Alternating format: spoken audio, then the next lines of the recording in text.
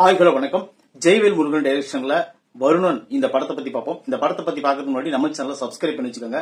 அப்பதான் நான் போடுற வீடியோ உங்களுக்கு வந்து கிடைக்கும். வருணன் இந்த படத்துல வந்து யாருன்னு பாத்தீங்கன்னா தண்ணி கேன் போடுறதுதான் இந்த படத்தினுடைய ஸ்டோரி. அதாவதுன்னா சிட்டில ஒரு பகுதி, அந்த பகுதியில் வந்து ரெண்டு பேரு பெரிய ஆளுங்க, ஒன்னு ராதாரவி, இன்னொருத்தர் வந்து சரண்ராஜ்.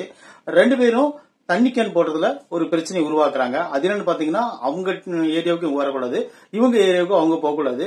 இந்த பிரச்சனையில வந்து ஒரு பெரிய நீண்ட காலமா நடந்துட்டு இருக்குது. ஆனா ரெண்டு பேரும் சுமூகமா தான் இருப்பாங்க. இதுக்கிடையில ஒரு போலீஸ் வந்து குறுக்க வராரு. வந்த உடனே அவரு வந்து அவருடைய ஆட்டத்தை ஆரம்பிக்கிறாரு. என்ன ஆரம்பிக்கிறாருன்னா, நம்ம பிசினஸ் பண்ணுவோம், இன்னொரு கம்பெனியும் எடுத்து சாத்திடுவோம் அப்படின்னு சொல்லுவாரு. அதை வந்து ராதாரவி ஏத்துக்க மாட்டாரு, சரண்ராஜ் டீம் ஏத்துக்குவாங்க. இதுக்கு இடையில ராதாரவி கிட்ட வேலை செய்யற ரெண்டு பேரு, அவங்க ரெண்டு பேரும் இளைஞர்கள். அவங்க என்ன பண்றாங்கன்னு பாத்தீங்கன்னா, ஆளுக்கு ஒரு பொண்ணை லவ் பண்றாங்க. அந்த அதுல வந்து ஒரு பையன் வந்து ஒரு பொண்ணை கல்யாணம் பண்ணிக்கிறாரு. பண்ணின உடனே அந்த பொண்ணை வந்து கொலை பண்ணிடுறாங்க. அந்த கொலையை வந்து பண்ணினது யாருன்னு சொல்லி கண்டுபிடிச்சு அவங்களை ரிவெஞ்ச் எடுக்கிறது அந்த படம். தண்ணியோட 5 பஞ்சபூதங்கள் அது வந்து எதனால இப்படி தண்ணி பிரச்சனை இப்படி உருவாச்சு அப்படின்னு சொல்லிட்டு ஒரு ஆதி காலத்து கதையை ஆரம்பிச்சு இவங்க வந்து ரீசெண்டா பிரசன்ட்ல என்ன நடக்குமோ அந்த விஷயத்துக்கு வந்துட்டாங்க.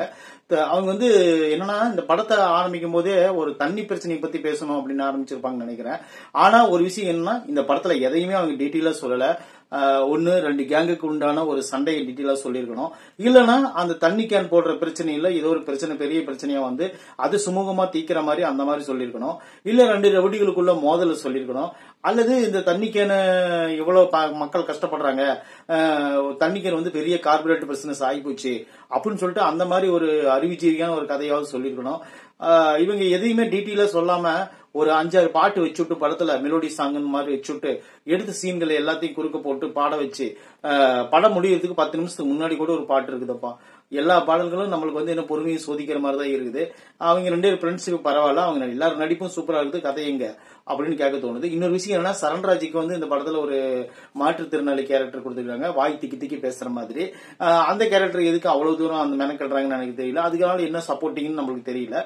அப்புறம் இன்னொரு விஷயம் என்னன்னு பாத்தீங்கன்னா, இந்த படத்துல வர ஹீரோவும் சரி ஹீரோயினியும் சரி எல்லாமே அவங்க பாட்டுக்கு அவங்க வேலை கொடுத்த வேலையை செய்யறாங்க. அப்புறம் வேற என்ன சொல்றது, ஒரு டைம் பார்த்து ரசிக்கலாம், அவ்வளவுதான். இந்த படத்தை வந்து நீங்க தண்ணி பிரச்சனை என்ன டீட்டெயிலா சொல்லியிருந்தா கூட நல்லா பார்க்கலாம்.